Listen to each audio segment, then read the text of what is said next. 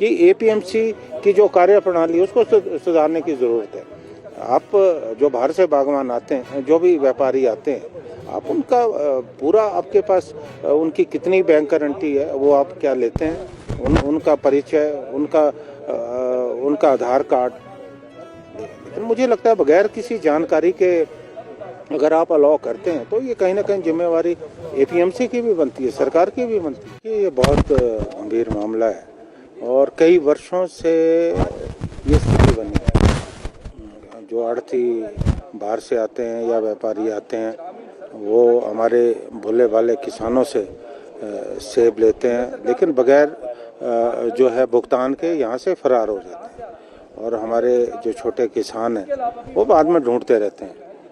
बहुत सारी समस्या आती है, कई केस पुलिस में रजिस्टर्ड होते हैं, कई नहीं भी होते हैं। और जो आंकड़ा आज दिया है ये वो आंकड़ा है जो केस पुलिस में रजिस्टर्ड हुए हैं, इससे कई गुना ऐसा है जो रजिस्टर्ड नहीं होता, क्योंकि बागवान समझते हैं कि हम पुलिस में जाएंगे उससे कोई बात बनने वाली तो है नहीं, और बहुत सारे मामले जो हैं वो सेटल भी नहीं हो पाए। अभी मैं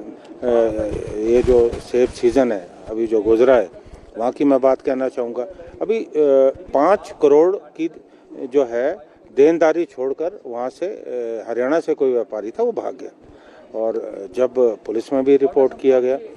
और हमारे जो वहाँ बागवान है उन्होंने वहाँ जो उसका एक साथी था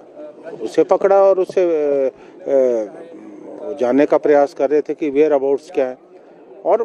हरियाणा में एफआईआर फाइल हुई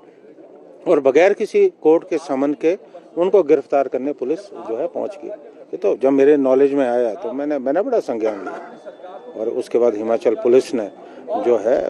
कोई एक्शन होने नहीं दिया। तो इस तरह के मामले हर साल आते हैं। हमारे जो बागवान है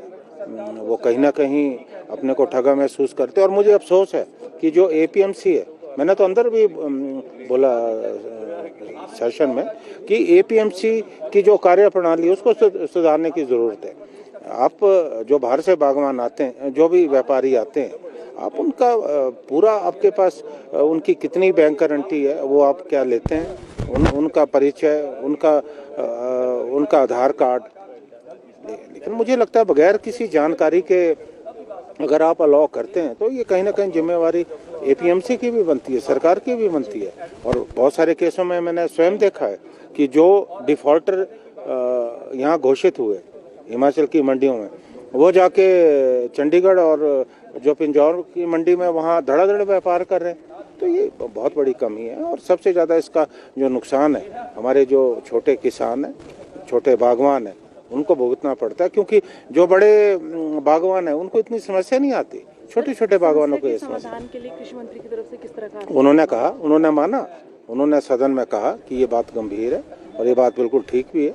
और उन्होंने कहा कि हम इसका संज्ञान लेंगे और हम ये जो निर्देश देंगे कि भविष्य में कोई इस तरह की पुनरावृत्ति ना हो।